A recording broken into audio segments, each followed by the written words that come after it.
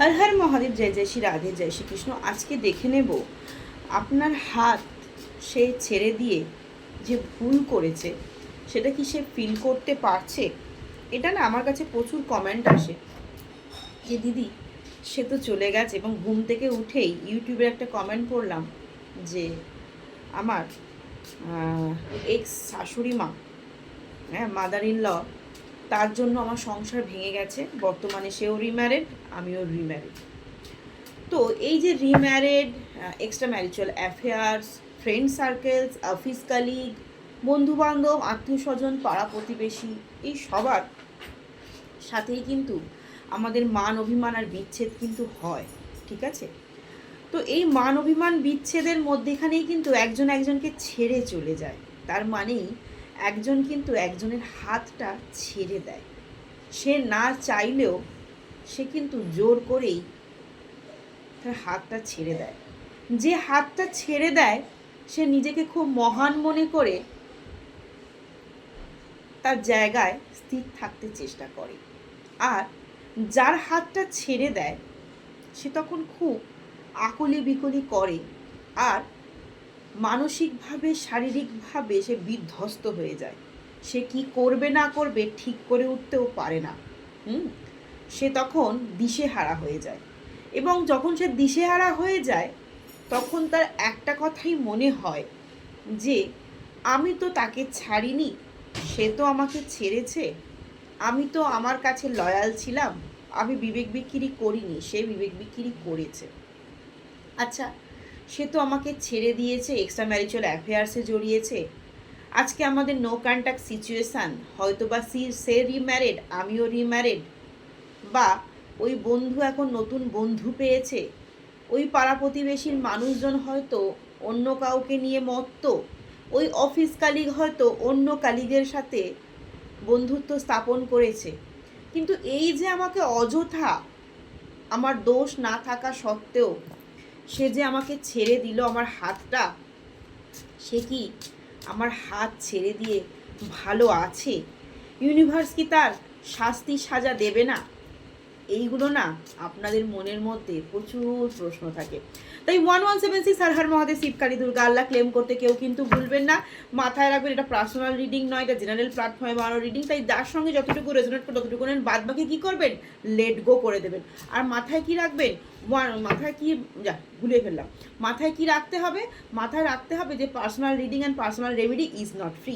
ওকে, এই কথা বলতে বলতে না একটু প্রবলেম হয়েই যায়। তো আপনারা তো আছেন, আমার নিজের দাদা, নিজের দিদি, নিজের বোন, নিজের ভাই, তাই আমারও অসুবিধা হয় না যে একটু আধটু যদি কথা কোথাও একটু ভুলভ্রান্তি হয়ে থাকে বলতে বলতে, বা জীব একটু আড়ষ্ট হয়ে যায়, তাতে আমি বিশ্বাস রাখি যে আপনারা নেগেটিভ কমেন্ট করবেন না।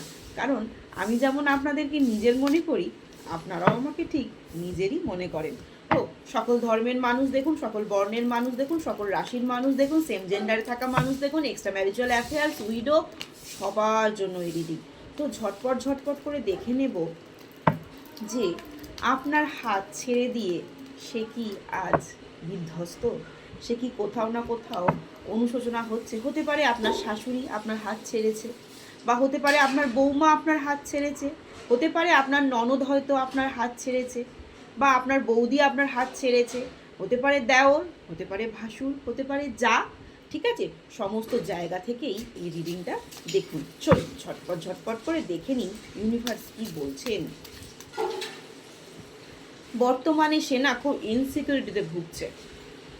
হয়তো সে রিম্যারেড, বা হয়তো no contact situation, divorce case, যাই জায়গা থেকে হোক না, সে না প্রচুর পরিমাণে ইনসিকিউরিটিতে ভুগছে। এটা না আমার যাদের রিম্যারেড তার থেকে সব থেকে বেশি আমার যেটা রেজোনেট করছে, যাদের no contact situation, divorce case চলছে, বা বয়ফ্রেন্ড গার্লফ্রেন্ড ছাড়াছাড়ি হয়ে গেছে, নতুন করে ভাবনা চিন্তা হচ্ছে, বা কারো বিয়ের সম্বন্ধ হয়েও সেই সম্বন্ধ ক্যান্সেল হয়ে গেছে, হ্যাঁ, এবং নতুন করে সম্বন্ধে জড়াবার একটা প্রচেষ্টা চলছে।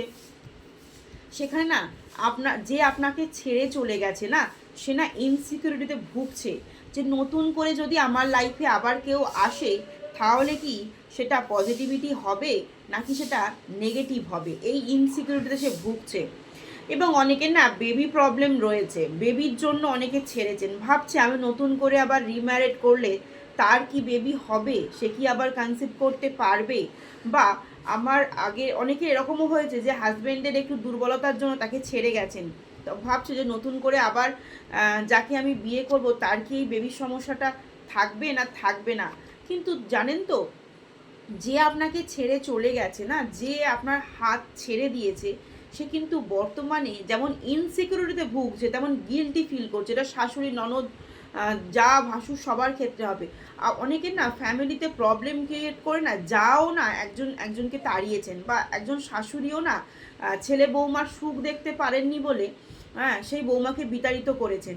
কিন্তু এখন না কোথাও ইনসিকিউরিটি হচ্ছে আর গিল্টি ফিল হচ্ছে যে সে তো ছিল, তো কি খারাপ, কনসা খারাপ ছিল ভাই, ভালোই তো ছিল, আমি বোধহয় বড্ড বেশি তার পিছনে কাঠি করে ফেলেছি।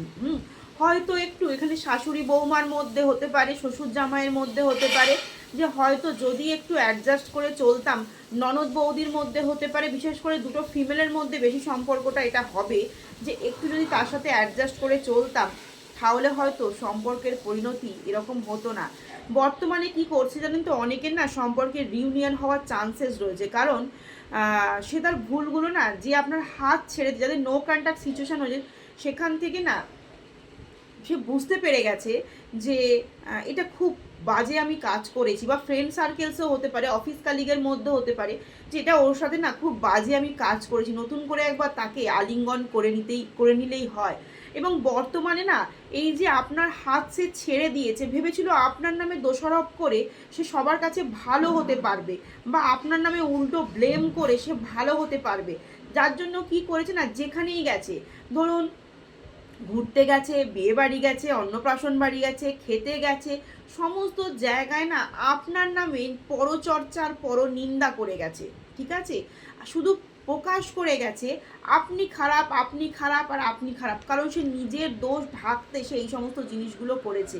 কিন্তু বর্তমানে কি হয়েছে জানেন তো, যখনই আপনার নামে নিন্দে মন্দ করে গেছে, তখনই অনেকের না এটা এটা যেটা বেশি রেজোনেট করছে, আমার যেটা চ্যানেল হচ্ছে, এটা ননদ, শাশুড়ি বা শ্বশুর এই সমস্ত জায়গা থেকে হবে। কারণ দেখুন এইখানে ড্রিঙ্কের ব্যাপারটা এখানে ছবিতে উঠেছে, যার ফলে কি মানে এটা যেটা রেজোনেট করছে আর কি, যে আপনাকে তাড়িয়ে দিয়ে ভেবেছিল যে তার ছেলের জীবনে না খুব সুখ আনতে পারবে, বা আপনাকে তাড়িয়ে দিয়ে তার মেয়ের জীবনে খুব ভালো সুখ আনতে পারবে। কিন্তু বর্তমানে কি হয়েছে জানেন তো, আপনাকে ছেড়ে দেওয়ার পর, আপনাকে বিতাড়িত করার পর, আপনার শাশুড়ি বা শ্বশুর বা ননদ বা যা আপনাকে যে বিতাড়িত করেছে প্ল্যানফুলি, তারপরে কি হয়েছে জানেন তো, আপনার পার্টনার না মাদকাসক্ত হয়ে গেছে, ভীষণ ভীষণ পরিমাণে না নেশার মধ্যে নিজেকে জড়িয়ে ফেলেছে, যে আপনাকে তাড়িয়েছে সে কিন্তু এটা ফিল করতে পারছে যে মানুষটা একটা সময় একটা লিমিট পরিমাণে ড্রিঙ্ক করতো, সে কিন্তু বর্তমানে রেগুলার ড্রিঙ্ক করে বাড়ি ফিরছে। এটা অনেকের পার্টনার রয়েছে, এবং আমার অনেক দাদা দিদি ভাই রয়েছেন, মানে অনেক দাদারাও রয়েছেন, যে যারা পজিটিভ জোনের হয়তো রয়েছেন, কিন্তু তাকে ভোলার জন্য কি করছেন জানেন তো, রেগুলারিটির কিন্তু ড্রিঙ্ক করছেন বা স্মোক করছেন, অতিরিক্ত পরিমাণে স্মোক করছেন, অতিরিক্ত পরিমাণে চা খাচ্ছেন, অতিরিক্ত পরিমাণে কফি খাচ্ছেন, অতিরিক্ত পরিমাণে মোবাইলের প্রতি অ্যাডিক্টেড হয়ে গেছেন, মানে নেশা বিশেষ করে, কিন্তু ড্রিঙ্ক এখানে অতিরিক্ত পরিমাণে। অনেকের মানে এই যে বিতাড়িত আপনাকে করেছে, আপনার হাত যে সে ছেড়েছে, এক হচ্ছে ফ্যামিলি ওরিয়েন্টেড, এক সে নিজেও, সে যখন ফ্যামিলি প্রেশার নিতে পারেনি সে আপনাকে তখন ছেড়ে দিয়েছে, দেওয়ার পর কি করেছিলেন, অতিরিক্ত পরিমাণে কি করেছে, সে নেশার মধ্যে বুঁদ হয়ে যাচ্ছে আপনাকে ভোলার জন্য, আপনাকে তাড়িয়ে যে সে ভুল করেছে, এই যে ইনসিকিউরিটি, এই যে গিল্টি দেখতে পাচ্ছেন, সেখান থেকে সে প্রতিনিয়ত ড্রিঙ্ক করে করে বাড়ি ফিরছে, এবং সে নিজেকে না কিছুটা সময়, সেটা আপনার পার্টনার হতে পারে, আপনার শাশুড়ি হতে পারে, আপনার শ্বশুর হতে পারে, আপনার ননদ হতে পারে, সে প্রতিটা নিয়ত কি করছে জানেন তো, ক্রিয়েটিভিটির মাধ্যম দিয়ে সে নিজেকে না মানে আপনাকে সে ভোলার চেষ্টা করছে, এবং প্রতিনিয়ত পাড়া প্রতিবেশীর কাছে নিজেকে ভালো রাখার জন্য আপনার নামে নিন্দে মন্দ করছেন। আপনি একটা কোনো প্রফেশনে যুক্ত হয়েছেন, আপনি কোনো একটা নিজের কেরিয়ারকে গ্রোথ করছেন, কারণ আপনি বুঝে গেছেন যে সে ভাই আমার হাত ছেড়ে দিয়েছে, ওই ফ্যামিলি আমার হাত ছেড়ে দিয়েছে, তো আমাকে কেরিয়ারে গ্রোথ করতে হবে। কিন্তু আপনি যখন আপনার প্রফেশনে নিজেকে নিযুক্ত করছেন, আপনি আপনার মতো ভালো থাকছেন না, সেই যে আপনাকে নিন্দে মন্দ করে ছেড়ে দিচ্ছে সে কিন্তু আপনার নামে নেগেটিভ গসিপ মানে করছে, কারণ সে নিজেকে মুক্ত করার জন্য, কারণ সেই গসিপের মধ্যে দিয়ে প্রকাশ করতে চাইছে যে তুমি খারাপ ছিলে, ও খারাপ ছিল বলে ওকে আমরা তাড়িয়েছি, কিন্তু আদেও সেটা নয়। পাড়া প্রতিবেশীর লোকজন বুঝে গেছে যে ভাই তুমিই খারাপ ছিলে, এবং এই যে পাড়া প্রতিবেশী লোকের কাছে আপনার নামে গাসিপ করছে, নিন্দেমন্দ করছে, সেখান থেকেও যে আপনার হাত ছেড়েছে সে কিন্তু বর্তমানে কনফিউশনে রয়েছে। কেন? কারণ তার ভিতরে ভিতরে এই যে ইনসিকিউরিটিটা ফিল করছে না, বারবার এই ইনসিকিউরিটিটা ফিল করছে যে আমি যে নিজেকে ভালো সাজাবার অভিনয়টা ওদের কাছে করে যাচ্ছি, আত্মীয় স্বজন বন্ধু বান্ধবের কাছে যে ভালো সাজবার যে অভিনয় করছি, এই আত্মীয় স্বজন বন্ধু বান্ধব কি সত্যি সত্যি আমার কথাটা মেনে নিচ্ছে, সত্যি সত্যি কি আমাকে বিশ্বাস করছে, সেটাও হচ্ছে কিন্তু কনফিউশন হচ্ছে, বুঝতে পেরেছেন? এবং বারবার কিন্তু নিজেকে ভালো ড্রেস আপের মাধ্যম দিয়ে নিজের বাড়িকে সাজিয়ে নিজেকে সুন্দরভাবে প্রেজেন্ট করে প্রকাশ করতে চাইছে আমি কিছু করিনি, আমি কিছু করিনি। ঠিক আছে, যা করেছে সে করেছে। আজকে বৌমা চলে গেছে, বৌমার দোষ। আজকে জামাই চলে গেছে, জামাইয়ের দোষ। আজকে ওই অফিস কালিগ চলে গেছে, অফিস কালিগের দোষ। ওই বন্ধু আমার হাত ছেড়ে দিয়েছে, ওই বন্ধুর দোষ। কিন্তু দেখেছেন প্রতিনিয়ত সে মরণে মরে যাচ্ছে, প্রতিনিয়ত। তাই যারা ভাবছিলেন যে আপনার পার্টনার, আপনার প্রিয় মানুষ, আপনার শাশুড়ি, আপনার ননদ, আপনার বন্ধু, আপনার কালিগ আপনার হাত ছেড়ে দিয়ে খুব আনন্দে রয়েছে, খুব মজায় রয়েছে, সে তো ঘুরছে, সে তো খাচ্ছে, সে তো ফিরছে, সে বিয়েবাড়ি অ্যাটেন্ড করছে, অকেশন মেনটেন্স করছে, খুব সুন্দর ড্রেস আপ করেছে, নিজেকে প্রেজেন্ট করছে, তার মুখে ভীষণ সুন্দর হাসি। কিন্তু জানেন তো, ওই হাসির পিছনে ইউনিভার্স দেখতে পাচ্ছে যে সেই হাসি কোথায় তার ফাঁসি হয়ে গেছে। কারণ তার বিবেক তাকে দংশাচ্ছে যে যে জিনিসটা আমি তার সাথে করেছি, তার হাত ছেড়ে দিয়ে করেছি, সেটা আমি ঠিক করিনি। তার ওই হাসির পিছনে না তার ফাঁসি তাকে সব সময় দেখা দিচ্ছে। তাই সে বারবার ইনসিকিউরিটিতে ভুগছে, তাই সে নেশার মধ্যে আসক্ত হয়ে যাচ্ছে, আর সমাজের কাছে প্রেজেন্ট করছে আমি ভাই ভালো আছি, আমি খুব হ্যাপি আছি, আমি খুব সুন্দর জীবনযাপন করছি, আমি নতুন করে রিম্যারেড, আমি ভীষণ হ্যাপি, আমি তাকে ডিভোর্স দিয়ে দিয়েছি, ডিভোর্স দিয়ে আমি খুব শান্তিপূর্ণ জীবনযাপন করছি। কিন্তু না, কারণ আপনার দেখার সঙ্গে ইউনিভার্সের দেখার অনেক তফাৎ আছে। ইউনিভার্সের ব্যাপ্তি আর আমাদের ব্যাপ্তি আকাশ আর পাতাল তফাৎ।